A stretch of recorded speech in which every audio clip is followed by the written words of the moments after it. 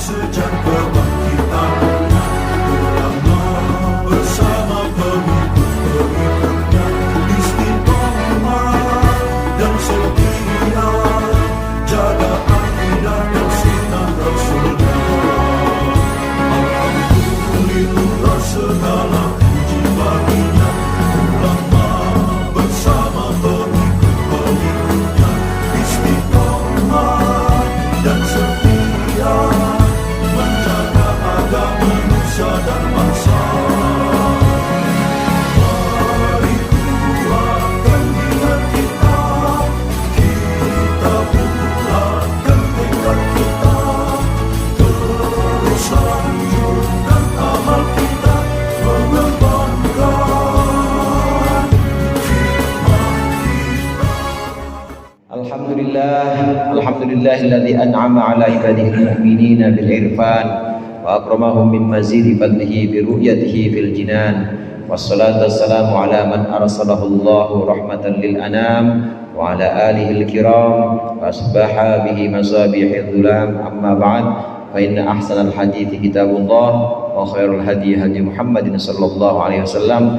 Syarrul umuri muhdatsatuha wa kullu muhdatsatin bid'ah wa kullu bid'atin dhalalah.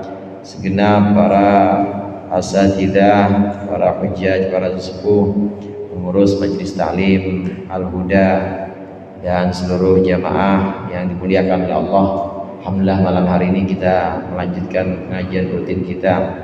Mudah-mudahan apa yang akan kita baca dan yang tadi sudah kita baca menjadi sesuatu yang bermanfaat dunia akhirat. Amin ya rabbal alamin. Pembahasan kitab yang pertama, kitab Nurul Dhulam, kita sudah membahas tentang wajibnya keimanan kita kepada Rasulullah Nabi Muhammad sallallahu alaihi wasallam, bahwasannya Rasulullah adalah rahmatan lil alamin, orang yang Allah utus untuk rahmah, untuk bukti sayangnya Allah kepada seluruh alam semesta. Dan juga sudah kita bahas tentang nasab Rasulullah sallallahu alaihi wasallam, sebagian wajib kita kenali sebagai seorang mukallaf. Udah pada balik semua kan ini ya. Mukallaf itu artinya akil balik, ya berakal juga, balik juga, namanya mukallaf. Setiap yang sudah mukallaf maka wajib mengenal ini, bahwasannya Rasulullah sallallahu alaihi wasallam itu punya ayah, punya ibu. Ayahnya namanya Abdullah, ibunya namanya Aminah. Dan ini ada dalam pembahasan berikut ini. Dan beberapa nasab ke atas, jadi luhur Rasulullah sallallahu alaihi wasallam ini juga dibahas dalam pembahasan yang akan kita baca berikut ini. Qala al-muallif rahimahullah wa nafa'ana bihi wa bi ulumihi fid dharain amin. Qala al-Baijuri wa qad nazzama ba'duhum nasabahu sallallahu alaihi wasallam min jihati abihi wa min jihati ummihi min bahrir rajas fi asharati abyatin.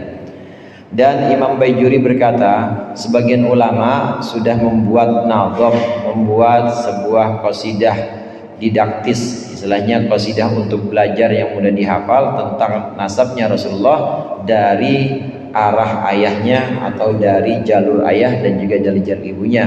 Min bahri rojazi, dalam bahar rojas, fi asyarati abyatin, dalam 10 bait. Biasa memang ulama-ulama dulu, saudara, kalau membuat karangan khususnya untuk para pelajar, itu dibuat bentuknya nazam. Nazam itu supaya gampang ngapalnya. Nazam, ada nazam Jimriti, alhamdulillahilladzi qad wafaqa lil ilmi khairi khalqihi walituqa, ada begitu. Ada juga yang nazam namanya nazam alfiyah, mubtadaun zaidun wa adirun khabar ilqulta zaidun adirun manitadar wa awwalun. Nah itu namanya nazam. Kenapa dibuat seperti itu? Supaya gampang ngapalnya. Dan ada nazam doa yang sering kita baca, itu kan nazam doa yang injid susun alhamdulil muallimit tullabi, itu nazam supaya gampang hafal. Untuk mempermudah hafalan maka para ulama mengarang kitab-kitabnya, pelajaran-pelajaran dalam bentuk nazam. Dari jalur ayah dan dari jalur ibunya ini kita perlu mengetahui. Jalur ayah Nabi Muhammad ini siapa-siapa saja leluhur-leluhurnya, kemudian dari jalur ibu juga siapa saja leluhurnya, kakek-kakeknya dari jalur ibu. Hanya saja hadirin memang antara Nabi Muhammad, antara ayahanda Nabi Muhammad Sayyid Abdullah dengan ibunya yaitu Sayyidah Aminah ini bertemu di satu kakek, yaitu kakek kelimahnya Nabi Muhammad yang namanya Kilab.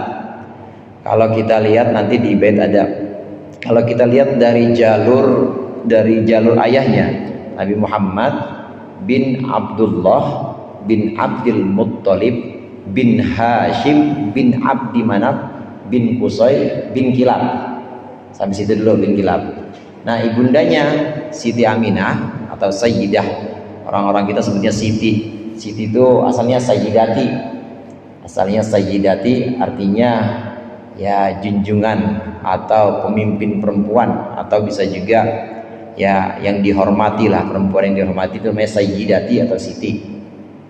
Siti Aminah. Kalau dari jalur ibunya Nabi Muhammad bin Sayyidah Aminah bin Wahab bin Abdi Manaf, tapi bukan Abdi Manaf yang tadi, bukan, bin Abdi Manaf. Kemudian bin Zuhroh bin Kilab. Jadi Kilab itu diantara anaknya Mbah Kilab. Kalau orang Betawi bilang engkong ya, engkong Kilab. Ini diantara anaknya ada Qusay, kemudian ada Zuhroh. Yang Qusay yang nanti menurunkan Bani Hashim. Kemudian yang Zuhroh ini yang nanti menurunkan Wahab, menurunkan ibunda Rasulullah yaitu Sayyidah Aminah. Nah, untuk ibunya bagaimana kita menghafal atau mengetahui jalurnya? Cukup sampai Kilab aja, karena pasti ketemu udah sampai Kilab. Saya ulangi lagi, kalau dari ibunya itu Siti Nabi Muhammad bin Siti Aminah bin Wahab bin Abdi Manaf bin Zuhroh bin Kilab.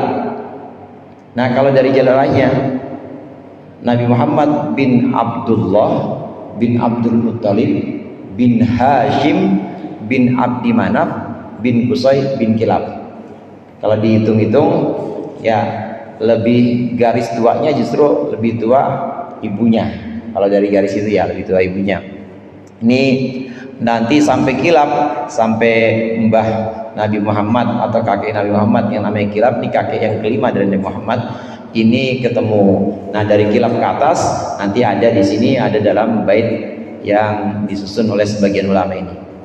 Ishruna jiddan min jududil Mustafa, ishruna jaddan min jududil Mustafa, yajib alaina hifdzuhum bila khafa. Kalau nazam itu saudara termasuk Aqidatul Awam, itu nazam lagunya ya bisa banyak, lagunya bisa banyak. Yang namanya nazam asal jangan Quran aja ya Ustaz Said ya, Quran nggak boleh dilagu-laguin. Kalau nazam lagu selagu-lagunya juga boleh. Lagu yang pondok sarang itu biasanya, kalau pondok saya biasanya biasa aja lagunya. Ishruna jaddan min jududil Mustafa, yajib alaina hifdzuhum bila khafa, gitu aja. Tapi kalau yang lagi yang udah terkenal itu yang sarang ya, Mbah Mun itu Pondok Al Anwar, itu nadanya enak juga.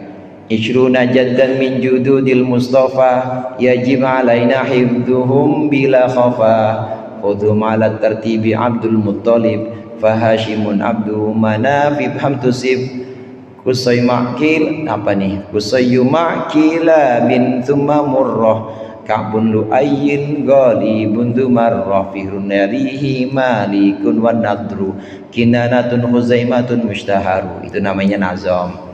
Dilaguin pakai cara ibu-ibu juga ada, bisa juga cara ibu-ibu. Ibu itu apa ya, yang ini sholli wa sallim daiman ala ahmada, yang begitu juga bisa. Ishruna jaddan min jududil Mustafa, yajib alaina hifdzuhum bila khafa, bisa. Gundul-gundul bacul bisa juga, sampai malam pertama juga bisa. Lagu-lagu aja namanya nazam. Nah, faidahnya atau kegunaannya supaya gampang hafal, karena dengan dinyanyikan itu biasanya anak-anak santri-santri itu lebih gampang hafalnya. Boleh juga nge-rap juga boleh. Ishruna jaddan min jududil Mustafa. Ada 20 kakek dari beberapa orang kakek Nabi Muhammad yang terpilih. Al-Mustafa ini nama lainnya Nabi Muhammad. Yajib alaina hibduhum, wajib atas kita menghafal mereka bila khofa, dengan tanpa keraguan atau dengan tanpa samar. Khudhum alat tartibi. Berikut ini urutannya, ambillah nama-nama mereka dengan urut berikut ini. Abdul Muttalib, ini yang pertama, kakek Nabi Abdullah bin Abdul Muttalib, ini kakek yang pertama, Abdul Muttalib. Fahashimun, kemudian Hashim. Abdu Manaf, kemudian Abdu Manaf. Ifham tusib, maka pahamilah.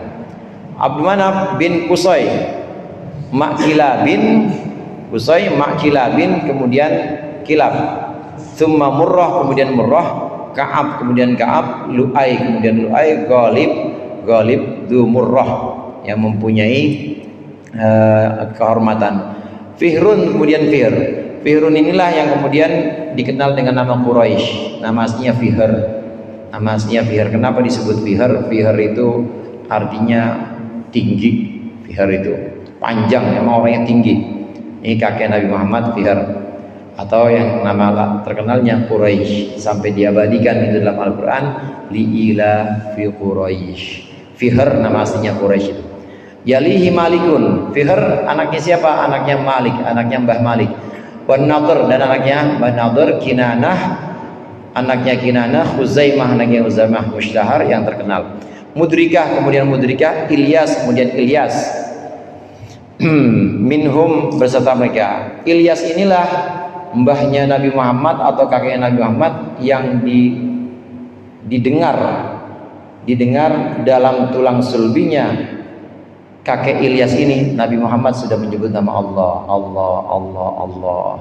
Aku datang ya Allah. Labbaik Allah, labbaik. Dalam tulang sulbi itu udah menyebut nama Allah. Itu udah dijaga memang, kakek-kakeknya Rasulullah itu sudah dijaga. Ilyas, kemudian Mudor, kemudian Nizar, ada yang baca Nizar, ada yang baca Nazar, kemudian Ma'ad, Ja'a fil khabar, yang inilah datang dalam khabar atau dalam hadis Rasulullah. Wadif lahum Adnan, dan setelah itu Adnan, ya fasihu, wahai pelajar yang fasih, kaimat yatimun nasab, supaya sempurna nasab, as-sahihu, yang benar. Min jihatil aba, dari arah atau dari jalur bapaknya. Wa aidun nisbatuhu min jihatil ummi, dan begitu juga nasab Rasulullah dari jalur ibu, tajib ma'rifatuhu, wajib mengenalnya. Ummun Nabi, ibu Nabi, Siti Aminah, sahibil mafakhir, yang memiliki kebanggaan, kemuliaan-kemuliaan. Aminah, yaitu Aminah. Bintun liwahbin, Aminah anak dari Wahab, At-Tahiri, yang suci. Ibnun li Abdi Manaf, Wahab bin Abdul Manaf. Kita lihat di sini, Abdul Manaf bin siapa? Alil Qadri, yang punya kedudukan tinggi. Abdul Manaf bin Zuhrah atau bin Zahrah. Kalau yang atas Abdul Manafnya yang dari jalur ayahnya Rasulullah, Abdul Manaf itu binnya bin Qusay. Kalau di sini Abdul Manaf binnya bin Zuhrah. Nah, setelah itu Zuhrah Makilab. Nah, di sini Fadri, ketahuilah Makilab. Ketemu di sini. Ketemu di kakek yang namanya Kilab. Kenapa kakek Nabi itu namanya Kilab? Kilab itu zamannya kalbun. Kalbun itu bukan manajemen kalbu, bukan. Ada qalbun. Kalau qalbun itu hati, pakai qaf. Kalau ini kalbun. Kalbun jamaknya Kilab. Kilab itu artinya anjing. Kenapa disebut begini? Karena kakek Nabi ini berburu. Orangnya ganteng, gagah, dan suka berburu. Dan kebanyakan kalau berburu itu pakai anjing, piara anjing. Emang boleh Ustaz di Islam? Lah, boleh. Emang kenapa nggak boleh? Emang kenapa nggak boleh? Boleh berburu pakai anjing, asal anjingnya ini, saudara, anjingnya harus anjing yang terlatih, yang bisa dihalalkan, nanti sembelihannya. Ini apabila hewannya hewan yang memang bisa ditundukkan, artinya bisa kita pegang, ya sembelih dengan cara orang motong Islami lah, syarah. Nah, kalau nggak bisa, maka boleh menggunakan sesuatu yang kira-kira melukai dia, melumpuhkan dia, sekedar melumpuhkan. Itu boleh pakai alat, senapan misalnya, tapi jangan sampai mati. Atau boleh pakai binatang. Pakai binatang harus yang terlatih. Ada syarat-syarat binatangnya, dia harus terlatih dan diuji oleh para pelatih benar-benar. Istilah dalam fikihnya itu ada. Jadi orang-orang yang ahli dalam ini, itu binatang, anjing misalnya, atau singa. Anjing lah yang najis sekalian. Anjing ini kita suruh berburu, ini harus benar-benar terlatih dan dia tidak makan sedikit pun dari yang dia buru. Enggak boleh dimakan. Harus dilatih begitu. Jadi dia cuma melukai, darah keluar tapi nggak dimakan. Nah kalau dimakan jadinya bangkai. Jadi harus benar-benar yang terlatih. Ini kakek Nabi yang namanya Kilab, karena memang orangnya gagah berburu. Nah buruannya itu biasanya beliau pakai anjing-anjing ini. Fa ummuhu Toha ma'abihi tajtami. Maka di kakek Kilab ini ibunya Rasulullah, Toha ini juga nama lain Rasulullah, ma'abihi tajtami, bersama ayahnya terkumpul. Maksudnya jalur nasab dari jalur ayah maupun jalur ibu terkumpul dalam kakek yang namanya Kilab, pada kakek yang namanya Kilab. Fi jaddihi Kilab, dalam kakek yang namanya Kilab. Ya hada, wahai ini, istami, dengarkanlah. Ini yang perlu kita ketahui dari nasab Rasulullah sampai Adnan. Jadi kalau pertemuannya itu di kakek yang namanya Kilab, Muhammad, Nabi Muhammad bin Abdullah bin Abdul Muttalib bin Hashim bin Abdi Manaf bin Qusay bin Kilab, Siti Aminah binti Wahab bin Abdi Manaf bin Zuhrah bin Kilab. Nah kata saya sama, Kilab bin Murrah bin Ka'ab bin Lu'ai bin Fihr alias Quraisy, bin Malik bin Nadr bin Kinanah bin Huzaimah bin Mudrikah bin Ilyas. Ini Ilyas yang dari dalam tubuhnya atau dari tulang sulbinya Nabi sudah menyebut nama Allah, Nabi Muhammad. Kemudian bin Mudor bin Nizar. Nizar ini yang mukanya Nizar ini Mudor ini yang mukanya bersinar karena di situ sudah terlihat cahaya Nabi Muhammad sudah terlihat. Bin Ma'ad bin Adnan. Nah sampai Adnan ini, Adnan ahli riwayat atau ahli nasab sudah sepakat bahwa Adnan ini keturunannya Nabi Ismail. Tapi nggak langsung. Dari Adnan masih ada beberapa orang kakek lagi ketemunya kepada Nabi Ismail. Cuma Rasulullah berpesan kepada kita bahwa nasab yang benar itu sampai Adnan periwayatannya. Nah setelah itu udah acak-acakan, udah banyak yang simpang siur. Oleh karenanya Rasulullah hanya berpesan sampai Adnan itulah. Dan orang-orang kalau Adnan sepakat bahwa nasab Rasulullah, sepakat ahli sejarah bahwa nasab Rasulullah sampai dengan Adnan, dan Adnan itu disepakati oleh ahli nasab bahwa Adnan adalah keturunannya Nabi Ismail. Adapun setelah sebelum Adnan sampai ke Nabi Ismail, ini simpang siur beritanya.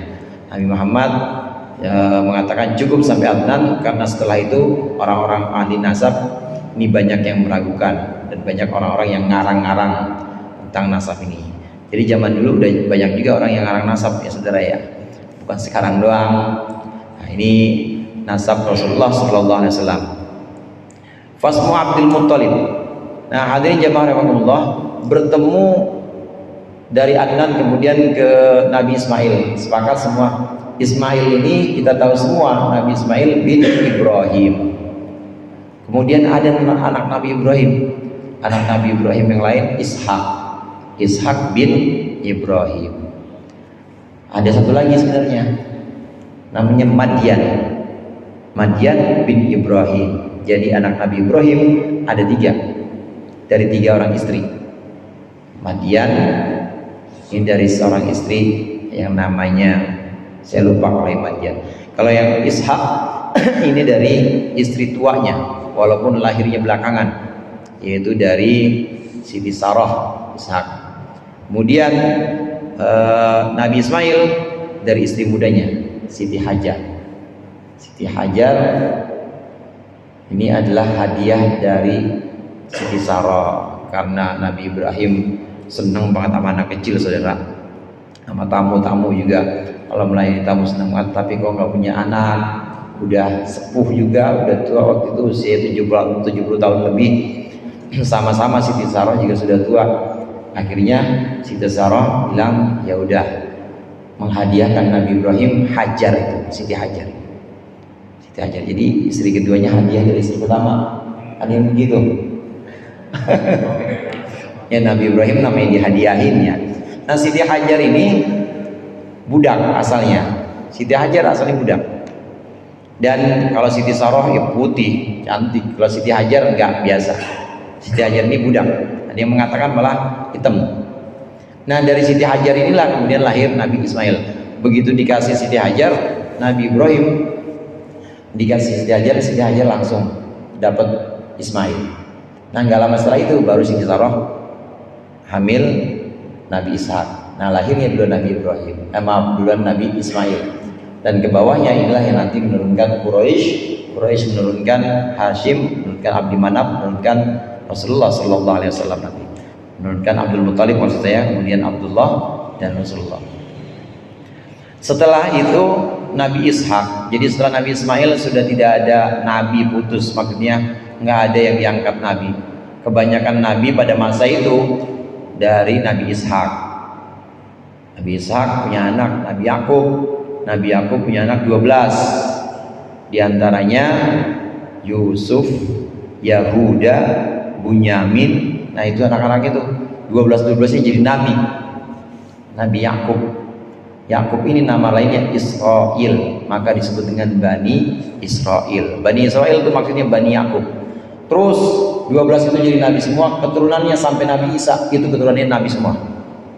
Makanya orang-orang Yahudi atau Ahlul Kitab kalau ketemu sama orang Arab di Madinah nih, sebelum Nabi Muhammad membawa Islam, orang-orang Yahudi atau orang-orang Ahlul Kitab sama orang Arab, awas bentar, nanti ada nabi akhir zaman, habis dong gua. Dia pikir nabinya dari bangsa dia, ternyata dari bangsa Arab musuh dia. Ternyata wah gimana ini, orang biasanya dari kita atau dari orang Arab, biasanya dari Bani Israel atau dianggap dari Bani Arab. Marah dia, makanya kagak mau iman orang-orang Ahlul Kitab itu, karena ya kecewa, hasut, dengki. Ini nasab Rasulullah SAW yang perlu kita ketahui. Nah ada beberapa pembahasan di sini. Nama lain dari Abdul Muthalib siapa, kemudian nama lain dari kakek-kakek Rasulullah itu siapa, kenapa dinamakan demikian, adalah pembahasan berikut ini. Fasmu Abdul Muthalib Amir. Nama Abdul Muthalib aslinya adalah Amir. Wakila Syaibatul Ham. Ada yang mengatakan riwayat nama aslinya Abdul Muthalib adalah Syaibatul Ham. Syaibatul Hamdi itu artinya yang terpuji. Syaibatul Ham. Jadi Syaibah itu artinya uban. Syaibatul Ham itu artinya yang terpuji ubannya. Maksudnya satu riwayat mengatakan memang kakek Rasulullah ini kemuliaannya di sisi orang-orang Mekah itu sangat dimuliakan. Ismu Hashim, wasmu Hashim, nama Hashim Amru al-Ala di uluwi martabati. Hashim itu nama aslinya Amar, gelarnya al-Ala, Amal al-Ala, maksudnya yang tinggi. Kenapa? Karena tinggi derajatnya.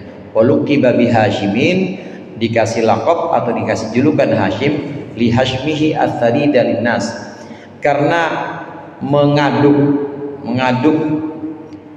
beliau mengaduk bubur linnasi untuk manusia, makanan fi maja'atin asobathum, dalam kelaparan yang menimpa mereka.